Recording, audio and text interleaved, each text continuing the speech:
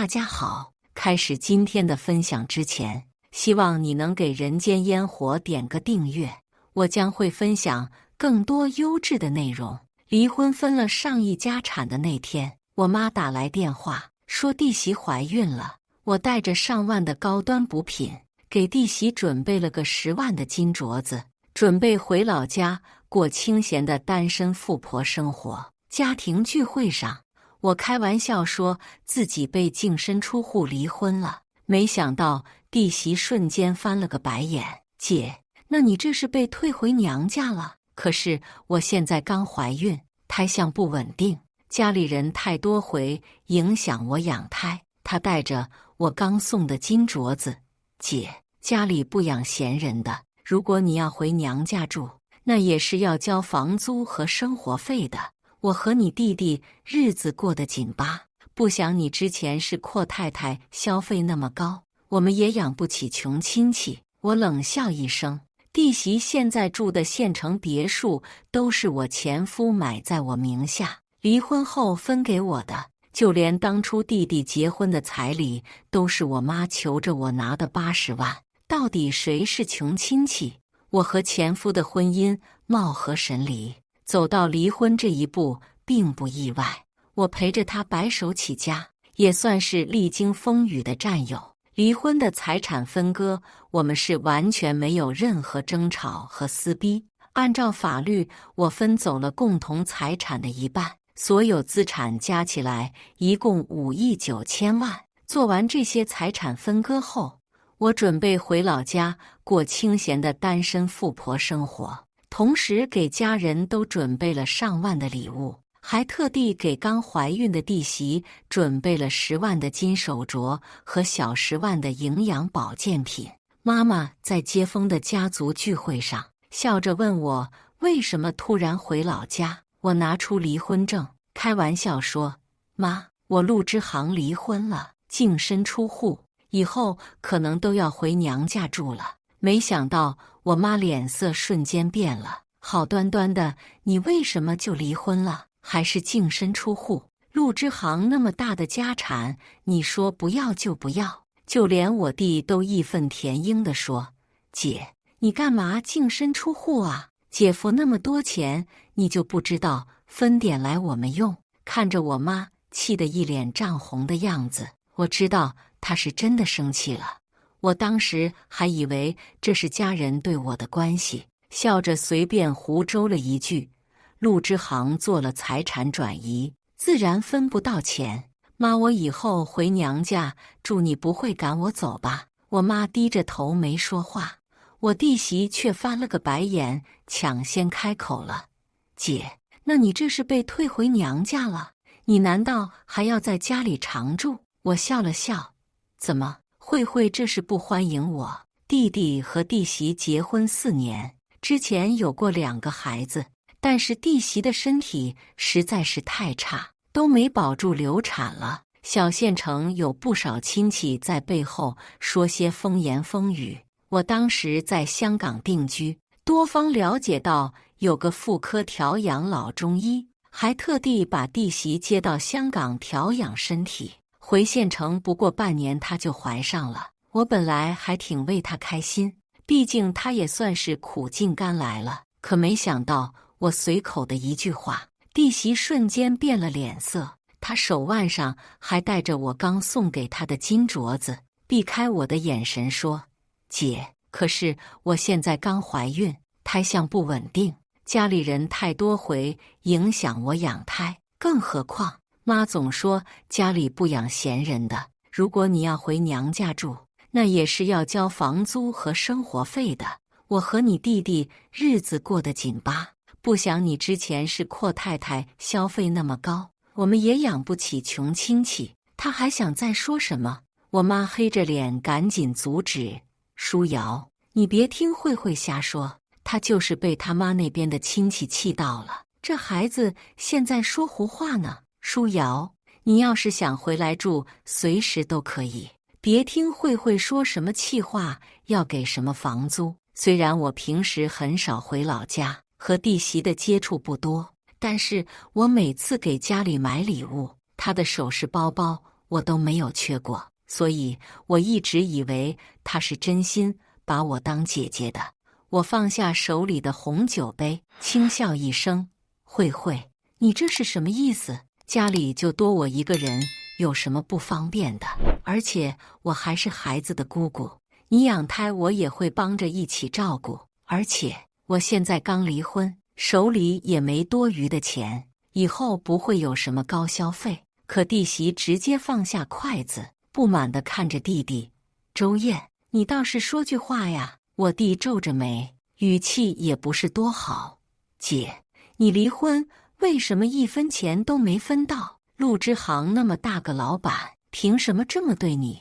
要不要我去闹？”我轻笑着摇了摇头：“不用，我和他算正常离婚，我名下的房产也都是我的，毕竟我们都是丁克，也没孩子，离婚也不算复杂。”弟媳却不依不饶：“姐，可是等孩子出生了，我们又请了育儿嫂和保姆，要2间保姆房，你侄子的婴儿房也要留一个房间，家里就这么大，到时候肯定住不开的。”我看了一眼我妈，她沉默着，不知道思考着什么。“慧慧，咱们家独栋大别墅，还有个阁楼，房间10几20个，就算你再请几个保姆，再生几胎都住得下，你不用担心那么多。这独栋别墅还是我和前夫发迹后，他买到我名下的。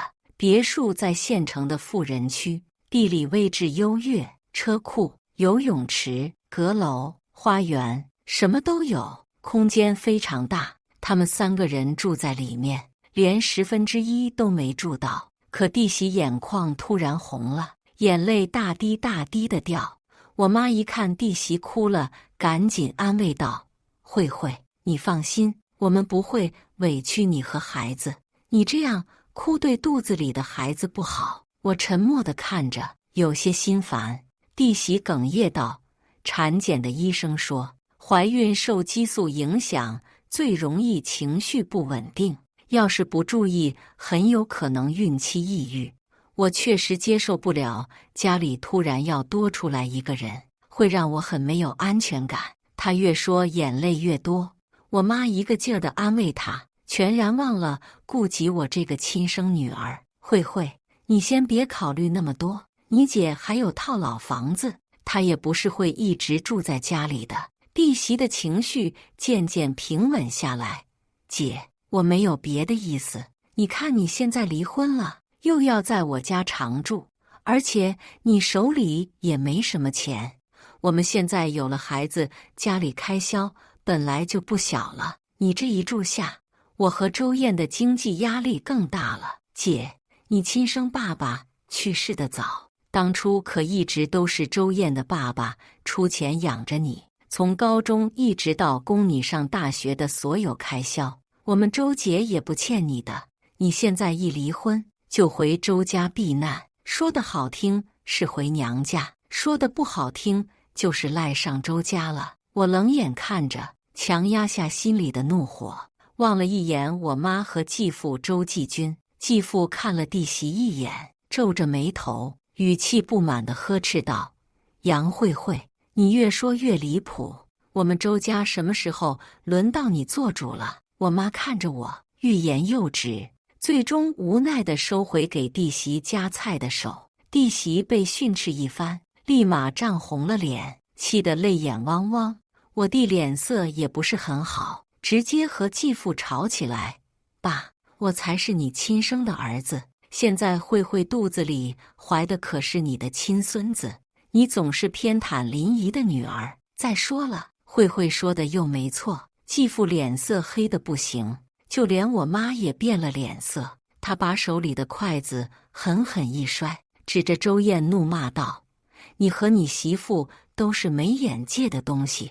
你姐这些年真心对我们，你说这些话寒她的心，给我滚回去，好好反省反省。”我妈也沉着脸说了周燕：“阿燕，我一直当你是好孩子，都是一家人，别这么斤斤计较。你姐姐刚离婚也不容易。”2人的一番训斥，让我刚刚的心寒瞬间消失，只当是弟媳和弟弟年纪小不懂。我当时没多想，直到后来我才知道，他们是看着我手里还有的几处房产，不敢彻底撕破脸。其实弟媳刚刚说的也算是事实，我亲爸很早就去世了。当年我爸有一个自己的科研公司，初中的时候，我爸去国外参加论坛的路上车祸去世。那天妈妈来学校接我赶去美国的时候，我整个人都是懵的。1年后，我妈选择再婚，她和周叔叔也组成了新的家庭，继父也一直对我很好。有时候我和他儿子闹矛盾起争执，他也总是站在我这边帮我说话。在我大学之后没多久，他手里的公司就破产清算了，甚至还负债累累。那段时间也是我和前夫创业刚成功的时候，我也拿出了不少钱帮衬我妈。虽然弟媳的这番话最终接过去了，但是我心里还是有些膈应。她这么一闹，我突然反应过来，难道我妈和继父没和告诉她那栋别墅是我名下的？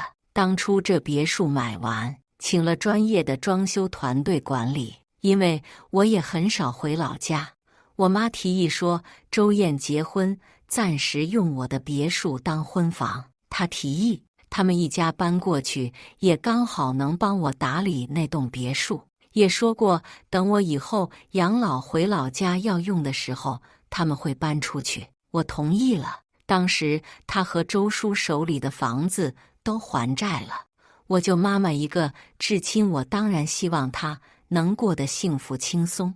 那天聚会回家后，我本来打算住进当初我自己特意留出的2楼主卧，可是主卧的房间早就被周燕两夫妻住了。我妈拉着我私下说：“舒瑶，你几年没回来了，这次你突然回来，他们小2口一直住着主卧，也不好马上就搬。妈过2天就让小燕和慧慧搬出来。”我皱着眉头，心里不是很舒服。妈，当初把这房子借给你们住的时候，我明明就说过不要住我2楼的主卧，为什么不问我就让他们住进去？我妈抓着我的手，示弱道：“是我们不对，主卧我会让小燕他们尽快腾出来，你别生气。慧慧当初结婚的时候闹着要住主卧，不然就要退婚。她娘家的人也来说，哪有婚房主卧放着不让新人住的道理？我和你周叔叔后来实在没办法，只能松口。这事情是我们不对。”妈妈低着头，不停地安抚着我，我心里却满是疑问：妈，你们是不是没和慧慧说这别墅是我名下的？我妈脸色立马惨白，深吸了一口气，刚想说什么，就被一脸谄笑的周叔叔拦住了。他不知道什么时候站在书房外面的。舒瑶，你妈本来想说这房子是你名下的，是我拦着没让她说。舒瑶，你要怪就怪叔叔，是我跟慧慧家里说这房子是在小燕名下的。他语气几近哀求。你也知道，自从我之前的公司破产之后，家里的经济状况很差，小燕也是很晚才谈上恋爱。当时女孩那边就说，小燕要是没有房子，就退了这门婚事。我和你妈妈结婚后，也一直供养着你上学，手里没什么钱能给她买房子，我们也是没办法才这样说的。周叔叔越说背越佝偻，隔着书房的灯光看着，似乎有些可怜。其实他这么说，我也能理解。毕竟周叔叔一直以来对我也很好，加上和我妈妈再婚之后，他也竭力地当好父亲这个角色。他前妻那边也有不菲的抚养费要支付。当时破产后，他一度被逼到求着我借钱给他周转。我叹了口气，但是心里终究是不痛快，因为我一直以来的学费和生活费一直都是花的我爸去世后的赔偿金，和周家没有半毛钱关系。他突然这样说，倒显得我占了多大的便宜。周叔，我理解你的苦衷，但是我之前的学费没有花你周家1分钱，你也别怪我冷血。亲兄弟都还要明算账，你以后也别在小燕和慧慧面前说这些模糊的话。我这人一就是一，你对我好是一回事，但是我也没花过你周家的钱。相反，这几年你和小燕陆陆续续在我手里借的钱倒是不少。我这人最讨厌的就是被冤枉。弟媳饭桌上的那几句话，堵得我心里很是不畅快。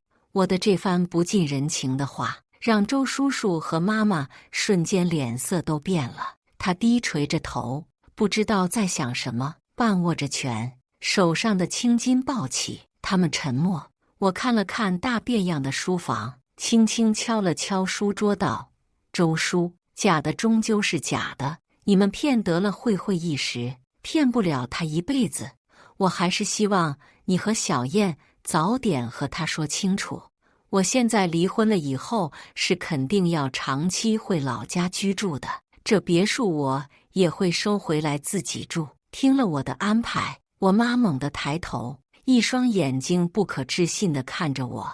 舒瑶你，她眼眶有些红肿，语气颤抖道：“你这样一收回去，我和你周叔叔他们以后怎么办？”我沉思片刻，妈，如果你们实在不想租房子，我名下那套老房子一直没人住，正好你们可以搬过去，也是一样，我不会要你们房租。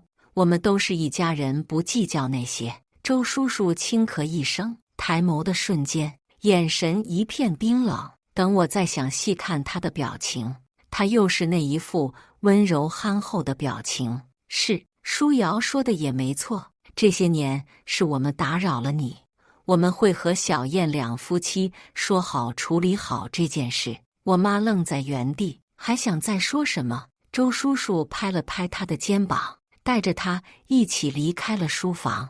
这次回老家，我本来是想把分了巨额家产的事情告诉我妈妈，让她好好跟着我一起享受养老生活。可是这一天发生的事情，让我心里下意识不安。尽管妈妈是我最亲的人，但是这么大一笔钱财，我实在是不想因为继父一家惹来什么麻烦。后来的几天，弟媳在家里见了我，脸色总是很差，甚至在餐桌上几次对着我翻白眼。那天晚餐，她先是狠狠地叹了口气，然后又阴阳怪气地对我说：“姐，你现在离婚了，也可以重新找个合适的，知冷知热的。毕竟总住在我家里，你也不方便是吧？”她刻意把那个“我”字咬得格外清楚。我余光瞥见我妈神情有一瞬的慌乱，周叔也黑了脸色。慧慧，好好的吃着饭，你瞎说什么？可是弟媳却不依不饶，继续道：“我堂哥也离婚了，就比你大8岁，还有个儿子。你要是和他二婚，都不用愁生孩子，你也可以搬进他房子里。这样的话，你也会方便很多。总是这么寄人篱下，你也不好受吧？”我晃了晃手里的红酒杯，突然觉得弟媳手上的金镯子格外刺眼，挺可笑的。原来我真心实意相待的家人，居然只能有福同享，不能共患难。这一瞬，我也无比庆幸之前在那次家庭聚会上阴差阳错地说了那样一句话，不然要是被他们这一家知道了我的真实资产，怕是后半辈子甩都甩不掉。我冷笑一声：“慧慧，你这是什么意思？”弟媳摔了筷子，语气愤怒道：“哪有人离婚了还赖在娘家弟弟和弟媳家里的？姐，你知道我怀孕了，家里人多，我是真的很难受。”我抬眼直直地看了一眼我妈。“哦，这是你家？”我话音刚落，我妈就慌慌张张地和稀泥道：“慧慧，你姐现在刚离婚，也没想过再找。你怀着孕，别瞎操心了。”就连周叔都慌了神，呵斥道：“小燕，你管管你媳妇，你姐姐可是和你们是一家人，赶紧给你姐道歉。周燕是最大的受力者，她额头上布满细密的汗珠，生怕我说出这套别墅的真相。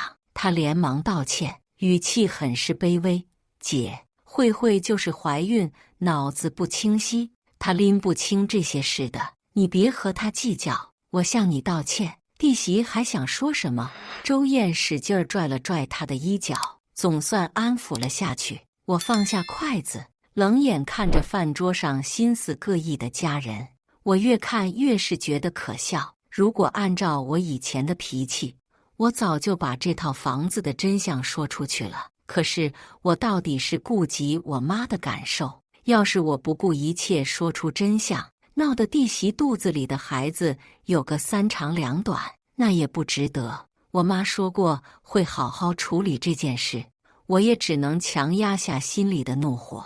看在我妈的面子上，只要他们能顺利搬出去，我多等一段时间也就罢了。可是我还是低估了弟媳对我这套别墅的占有欲，她的作妖行为简直低贱。那天之后，我刚好和之前的朋友一起约了去度假山庄，玩了3天。等我再次回到别墅的时候，发现我在3楼客房的所有生活必需品都被弟媳打包放进1楼的保姆间了。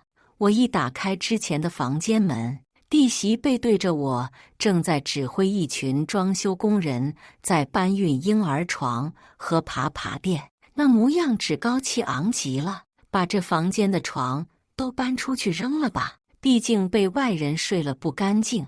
搬运的师傅下意识接话：“好好的床说丢就丢，多可惜呀！”弟媳不耐烦地说：“被穷亲戚睡了，再好的床看着都晦气。”还不等我出声，周叔叔急忙赶来：“嘿嘿，慧慧，你怎么不打招呼就随意搬你姐的东西？”他一个眼神过去，示意弟媳赶紧闭嘴。可是弟媳看我的眼神丝毫不掩饰，仇视着我：“怎么了爸？这是我自己的家，我想怎么搬就怎么搬。”他丝毫没有骂人被抓包的难堪，反而神气地看着我。我看着被搬运工撞倒在地上的那副价值20万的顶级苏绣，还有他手里堂而皇之带着我的那块上百万的百达翡丽，我气得心脏都生疼。我妈也赶过来，堆着笑笑，牵着我的手安慰我：“舒瑶，这几天你出去散心了，我也不敢打扰你，就忘了和你说，慧慧想把你现在这间客房改造成儿童房。”周叔也一脸谄笑：“舒瑶，就是换个房间而已，你现在搬去1楼也很方便的。”然后他转过身就训斥弟媳：“慧慧，你也是，这可是你姐，你不能趁着现在怀孕了就做事情胡来。”看着弟媳一脸不服气的样子，我冷笑一声：“搬房间可以，我要搬回2楼主卧。”我妈的脸色瞬间惨白，就连周叔叔也皱着眉头，眼神阴狠地看了我一眼。弟媳闻言气得脸色涨红，她手直直地指着我：“你凭什么？你这个拖油瓶还敢抢我的房间？有房间给你住都不错了，要不是看在林姨的面子上，我早就把你赶出我家了。”我轻嗤一声，抬手直接将他指着我的手指狠狠拍下：“你再对我指手画脚，我对你不会客气了。还有，你手上那块表现在立刻给我取下来，那是我的表。”我心里一团火，强压了半个月的怒火在这一瞬彻底爆发。弟媳却不以为意道：“这可是在我家里捡到的，就是我的，爸，你说是不是？”周叔低沉着嗓音说了一句：“舒瑶，你那么多首饰，慧慧喜欢这块表，你就别和她争了。她现在怀着孕，你就让她。”我妈站在旁边，松开我的手，也是不满地看着我：“就一块手表，你至于吗？你可是她肚子里孩子的大姑姑，强盗逻辑，简直混账！”也是这一瞬，我坚定了心里的怀疑。我妈他们果然没想着提房子的真户主，甚至是想糊弄我。直到我心软，自己搬去老房子，我看了一眼他们一家三口的无耻嘴脸，彻底对他们失望。我深吸一口气，怒斥道：首先，这房子是我名下的，你们本就是借主。我之前是看在我妈的面子上，才不想把事情闹大。既然现在你们这么不要脸，那就都给我滚出去。其次，你们要是执意强抢这块价值上百万的表，我会立刻报警。我和前夫管理公司这么多年，要是真的是个怂包，早就被公司里那群唯利是图的人吃的骨头都不剩了。弟媳被我这一番话刺激的瞳孔放大，不可置信地看着我：怎么可能？这房子怎么可能是你的？这明明就是周燕他爸买给他的。他语气慌乱，而且房产证到现在都在我手里。我双手抱臂，冷眼看着他：真假房产证你是不是分不清？我拿出刚从好友手里取回的房产证，直接甩到他脸上：睁大你的眼睛，好好给我看清楚了。在看清楚那份真房产证的时候，弟媳的脸色彻底变了，她晃了晃身子，就连嘴唇都开始没了血色。怎么可能？这怎么可能？周燕也是在这个时候赶回来的。媳妇怎么了？她还不知道家里发生了什么，一脸茫然。姐，你不是要多玩几天才回来？我冷眼看着她，她在看到我的房间被搬空，里面的东西一片混乱的时候，也慌了，就连鼻尖都渗出汗。姐，你别生气，都是一家人。弟媳抓着那本房产证，狠狠地砸在周燕头上：骗子！你们一家都是骗子！周燕在看到那本真房产证的时，抬眼心虚地看了我一眼：滚！你们都给我滚！这孩子我不生了。好啊，你们周家的人联合起来骗我。他抓着手边的婴儿床木棍就往周燕身上砸，两人推搡着。继父怒视着我：庄书瑶，我们之前明明就说好了，房子的事情我们会处理好，你为什么要撕破脸？你眼里还有这个家吗？还有你妈吗？我妈恶狠狠地瞪了我一眼：你简直和你那个爸一样的冷血，你们都该死！你要是毁了小燕，我也不会放过你。他毫不犹豫冲上去拉架，嘴里却在不断地咒骂我。我的心沉了又沉，明明我才是他的亲生女儿才对，为什么我妈要为了这么一个继子委屈我？现在还来怪我？别打了，慧你消消气，别动了胎气。场面一片混乱，我的心却格外平静。我可以对家人好，但是我也不是什么受气包。他们几次三番地挑战我的底线，甚至还想着鸠占鹊巢。我是有钱，但是不代表我无底线地纵容这群人在我身上吸血。我揭穿了他们一家隐藏了这么多年的秘密，每个人的脸色都阴沉得吓人。我转身下楼，冷着脸对他们说：你们今天之后都给搬出去，既然你们做了这些事，以后我们也不要再往来了。可是还不等我走几步，身后就传来一阵惊呼：啊！我的肚子！周燕躲避不及，下意识用手推了一把弟媳。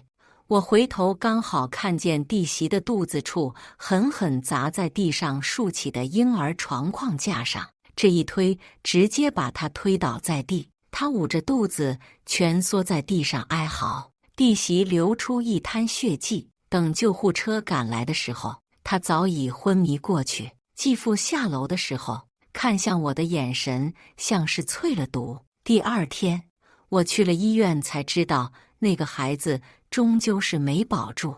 弟媳作妖的性格和周燕下狠手的那一推，都是扼杀那条生命的凶手。弟媳的娘家人也在病房里大闹：你们周家原来是骗婚，我要让我们慧起诉和你离婚。周燕被那几人不断地推搡着：“你个吃软饭的，偷你姐姐的家产，把我们家慧慧骗得好惨，虎毒不食子！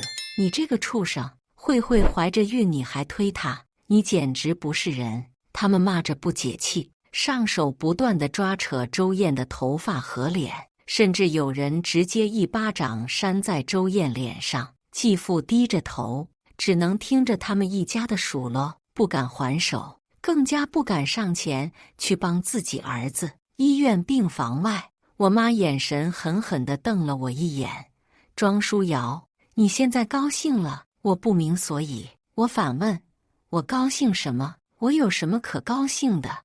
我妈丝毫没有意识到这件事是他们周家的问题，反而来怪我这个借出去房子的人。你要是不回来闹，家里至于发生这么大的事情吗？慧慧好好的怀着孕，你一回来直接把你弟媳弄流产了。要不是你非要说那房子是你的，小燕也不至于被慧慧闹得失手推了她。她咬牙切齿地看着我：“你就是个灾星！”我第一次对眼前的妈妈感到陌生，她这刻薄的表情让我无比心寒。我气笑了，强压下心里的委屈，怒吼道：“孩子是你们自己打架的时候伤到的，现在来给我扣这么大个屎盆子，我叫你一声妈，你就是这样对自己的亲生女儿？房子是我结婚后靠自己的本事买的，是你们求着要借住，我随时有权利收回来，你没资格道德绑架我！”我气急，彻底撕破脸。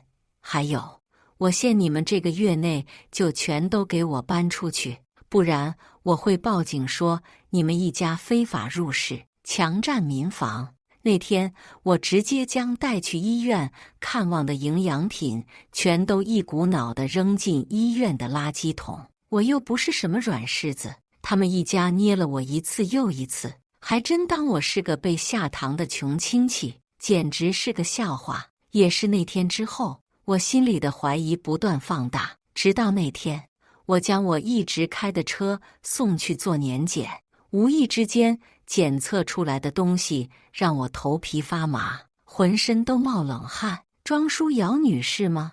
你在我们 4S 店保养的车，我们这边工作人员检测到刹车片有明显的人为破坏痕迹。我当时正在联系国外的律师重新查找当年我爸那场车祸的原因。我挂断电话，浑身汗毛竖起。律师推了推眼镜，平静地说：“我们在查找了当年的卷宗之后，发现了一处细节。当年你父亲乘坐的那辆车，在车祸后的检修记录里有一条刹车片过热，异常破损。”又是刹车片，我莫名的心慌，突然想到我爸生前给我留下的那份瑞士银行的财产。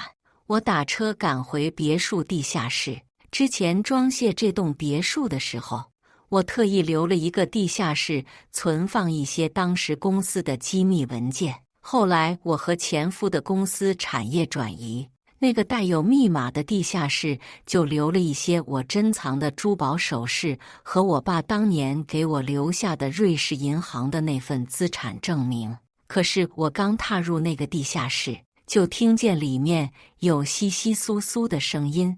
我听到继父的声音：“东西都拿完。”庄书瑶这个小畜生心狠手辣，要把我们一家赶尽杀绝，你也别给他留什么东西。我愣住，直接站在角落。他虽然离婚了，但是之前这些首饰还是可以卖不少钱，有了这些钱也能还一些你在外面欠的高利贷了。我妈的声音断断续续。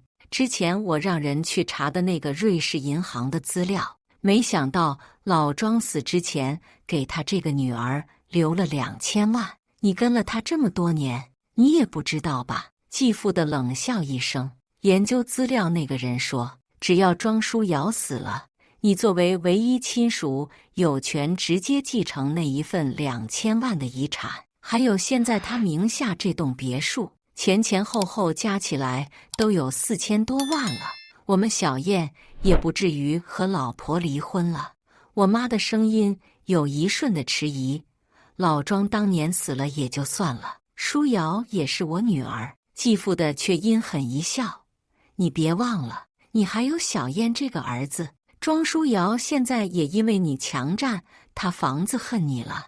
你要是不斩草除根，你以后也不会在他手里拿到1块钱。那别担心了，我已经找人在他刹车片上做手脚了。这一次他会和他那个多事的死鬼爹团聚了。当初老庄要是没有发现了我们的关系，我还能多给他戴几年绿帽子。我妈的情绪激动，声音都大了几分。那你也不至于当初在国外就动手杀了他。我心中的恨意不断。